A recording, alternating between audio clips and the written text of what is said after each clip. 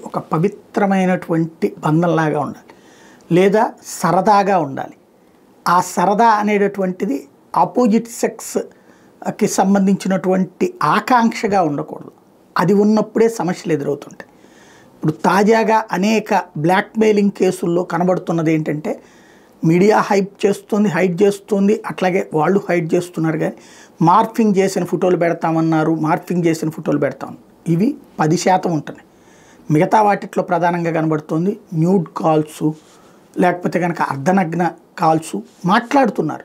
అదేంటి, అవతల ఉన్నటువంటి ప్రేమికుడి మీదన లేదా అవతల ఉన్నటువంటి వ్యక్తితో ఉండే సాన్నిహిత్యం కారణంగా వీళ్ళు ఓపెన్గానే అవుతున్నారు. అవి వీడియోలు రికార్డ్ చేసుకున్నాడు అవతలుడు, అట్లాగే ఆడియోలు రికార్డ్ చేస్తున్నాడు, అలాగే ఇలాంటివి చేస్తున్నారు.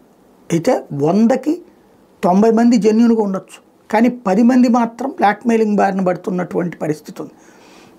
ఇది కాకుండా తర్వాత రేపు పొద్దున ఈ లవ్ వద్దనుకుని బ్రేకప్ చెప్పుకున్నా, లేదా వీళ్ళతో సాన్నిహిత్యం వద్దనుకున్నా, వేరే వాళ్ళతో సాన్నిహిత్యం నడుపుతున్నా వెంటనే వీళ్ళు ఎదురు తిరుగుతున్నారు. అయితే చంపేస్తున్నారు, లేకపోతే సోషల్ మీడియాలో పెడతామంటూ బెదిరింపులు, మళ్ళీ వీళ్ళు వాళ్ళ మీద కేసు పెడతారు, పోలీసులు అరెస్ట్ చేస్తారు, బాగానే ఉంది.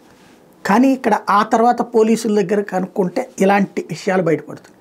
ఇక్కడ మనం అవతల వాళ్ళతో ఫ్రెండ్షిప్ అంటే ఫ్రెండ్షిప్ వరకు ఉంటే తప్పులేదు, ఈ రెండవ కోణం దగ్గరికి వెళ్ళినప్పుడే సమస్య.